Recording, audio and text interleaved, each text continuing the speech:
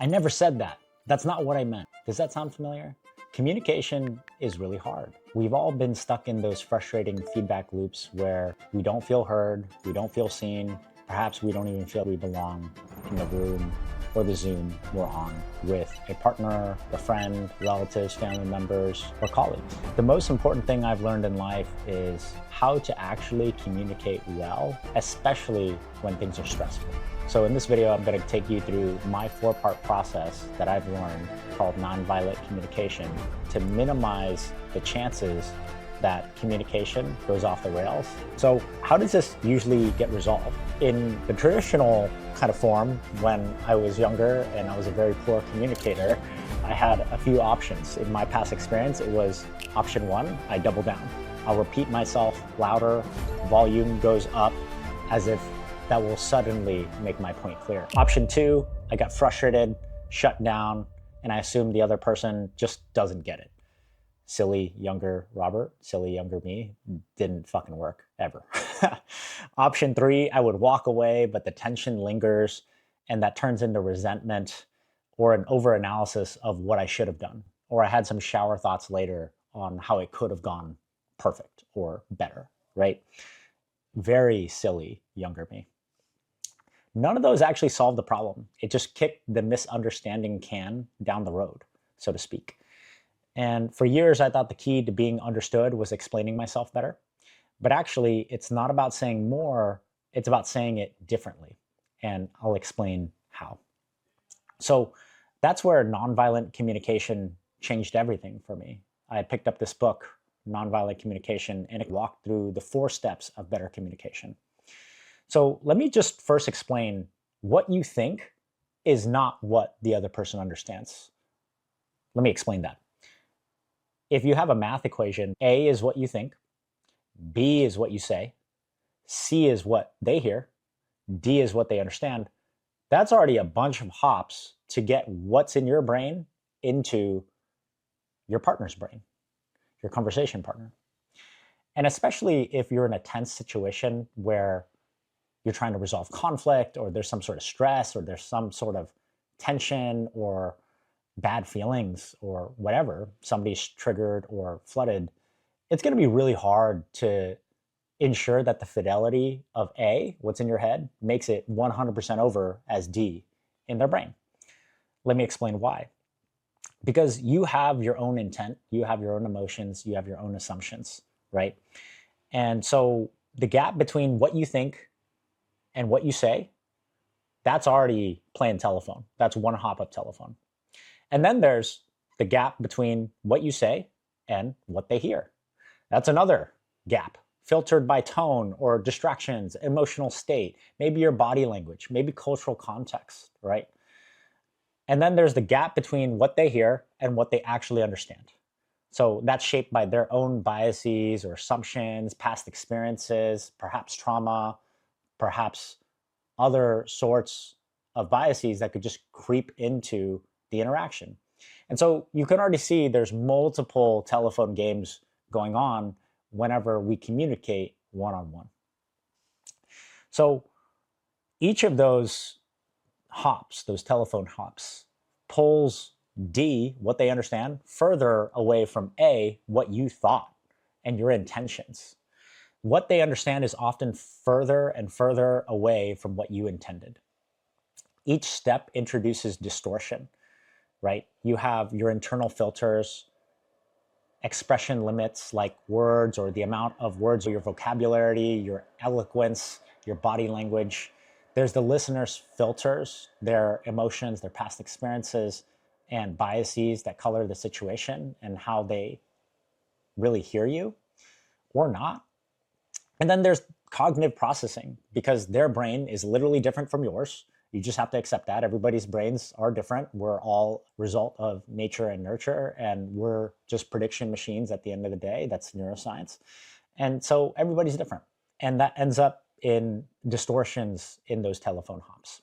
That's why communication is so difficult. And that's also why communication is the #1 most paid skill in the world. To communicate eloquently, to be able to distill technical topics or cut through noise or be the signal among noise. That's a very lucrative skill because communicating is hard. Aligning two people in a partnership is hard. Marriages are hard. Relationships are hard. Communicating through conflict is hard. Through tension is hard. Aligning a whole team to get to row a boat the same way is hard. And in any situation where you're working with another person, whether it's on love, whether it's on a friendship, whether it's in a work context, you're both just trying to stay aligned, right? And that requires communication. And that requires a lot of intentionality, I've learned in my life and career. So what are the 4 steps? The 4 steps to actually expressing yourself clearly and minimizing and avoiding as much as possible misunderstandings is called the nonviolent communication process. So here are the 4 steps. Number 1, observations. Number 2, feelings. Number 3, needs. And number 4, requests. So let me take you through it. In observations, you would just give the facts. There aren't any judgments here. This is just what you observe. And I always find it useful to say I statements, not you statements. So don't say you always interrupt me. Say, I noticed that you started speaking while I was still finishing what I had to say. It's very different. When you say you always interrupt me, you put somebody in a defensive posture already. They have adrenaline, they have cortisol, they're stressed out. They're going to feel like they need to defend themselves. It's easier to say you always interrupt me, way easier. And I bet you do that. I bet you do that like how I used to communicate in what Dr. Marshall Rosenberg would say, the inventor of the nonviolent communication framework, and he's the one that popularized it. That would be a more violent form of communication. And this is a spectrum, nonviolent, violent. So that would be a more violent form of communication. The reason why is because you're putting somebody in a defensive posture, right? So facts reduce defensiveness, judgments trigger resistance in the other conversational partner that you're talking to. Number 2, feelings. So own your own emotions. Don't blame people. You own your emotions. Emotions don't just come out of thin air.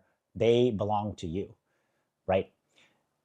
It's not somebody else's fault that you feel a certain way. It's your own reaction to the situation of which they could have contributed. And it is how you choose to respond, and you do have a choice. It's how you choose to respond that determines who you are. So you could either give in to the reaction and be emotionally flooded and triggered, or you could choose to respond much more intentionally. You might say, you make me feel so frustrated. Instead, own up to your feelings. Say, I feel frustrated when I'm interrupted. Why? Because nobody makes you feel anything. Naming your feelings is a form of emotional intelligence. It helps you regulate. You take ownership of your response. Number 3, you get into needs. So you clarify what actually matters to you. And this step is super important. I find that younger me would just expect that other people knew what I needed, because I just felt so angry or frustrated for being interrupted or triggered or flooded or whatever.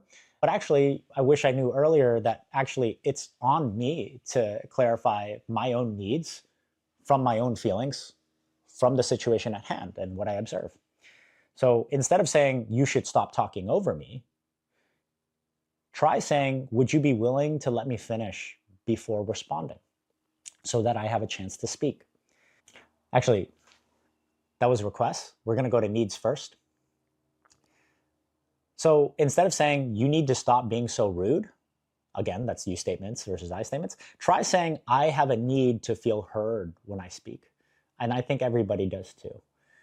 So why is that better? The framing is better there because if instead of criticizing behavior, you focus on what you actually need as an individual human being, right? So you're taking ownership of your own needs, and you need to put in the reps to actually clarify your own needs. And then you make a request. So then a request is actually a clear, doable ask of the other person. It's not a demand. You're not demanding things. You're inviting the other person into your world where you've expressed your observations, you've expressed your feelings, you've expressed what you need, and now you're making an ask. You're giving them the agency and autonomy. You're not making demands. You're not saying they have to do anything, because again, if you tell them they have to do something, they're gonna be defensive. That's just how it works. So instead of saying you should stop talking over me, Try saying, would you be willing to let me finish before responding? So let's put that together. Observation. I noticed that you started speaking while I was still finishing my thought. Feelings. I feel really frustrated when I can't finish my thoughts and I'm interrupted. Needs. I have a need to feel heard when I speak, and that doesn't happen if I'm interrupted before I'm finished. Requests. Would you be willing to let me finish before responding? This could apply to literally anything. This could apply to any situation. So in a domestic partnership situation, it might be, I observe that you leave a lot of your clothes or the dishes out at a higher rate than I do. I feel really overwhelmed because I have lots of work going on and I have the chaos of my family and dealing with just existing in the 21st century with so many demands on my plate. And I just feel so stressed out a lot. And when I see these things, it just feels there's more work. And I feel even more stressed out because I just see work piled up and up in my home that we share, and my mind space gets cluttered.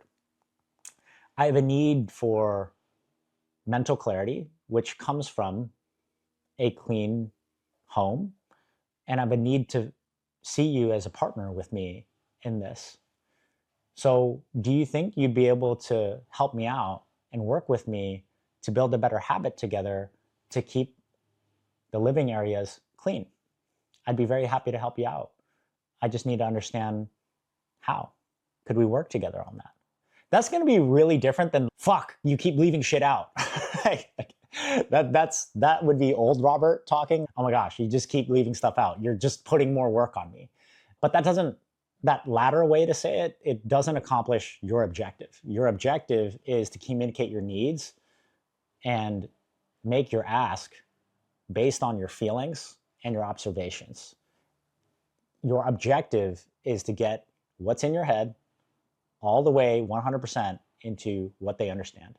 And if you can get your feelings and needs over 100% to the other party, your partner in this particular example, then I bet you're going to have a better time than if you said it that other way, which is, fuck you, you keep piling up the dishes and you're stressing me out. It's the situation stresses you out, right? And you're asking for help. It's a very different framing. Why is that important? It's because a request invites cooperation, a demand, character judgments, language of that sort, it's much more violent. That invites resistance. So when I applied this framework into my life, personal life, with my family, friends, partners, loved ones, and even work colleagues or my teammates, conversations just stop feeling like fights. I can give feedback as well at a much higher fidelity where what I intend makes it to their understanding, and people are much more likely to help you out and change behaviors. So with your colleagues, it might be something when timelines change suddenly, I feel really stressed because I need time to adjust my workload. Could we agree to more advanced notice when possible, please? Or at home, if you have a roommate, when I see dishes in the sink, I feel overwhelmed because I need order in my space. Would you be willing to clean up after eating? I'd be happy to help out how I can with that. With your partner, around maybe a need for texting at a higher rate. When you don't respond to my texts for hours, I feel really anxious. And we might just have different needs here, and I understand that. And I really love you. And so I have a need for reassurance. And I see that fulfilled when you respond to me, or even just let me know ahead of time, hey, I'm not going to be able to respond for a few hours. Do you think that we can agree to check in during busy days at a higher rate, or just let each other know if we're not going to be able to check in? Could you help me with that? Because I really love you. That's going to be very different than a more violent way of saying all of those examples. So key takeaway, use nonviolent communication. It will make your life better. It's made my life much better. And I am much more content in all of the relationships that I have through family, love, work, etc., even with my dog. So yeah, I would highly suggest you pick up the book Nonviolent Communication by Dr. Marshall Rosenberg. Amazing book, changed my life, probably going to change yours too. Use these 4 steps: observations, feelings, needs, and requests. Have a good day.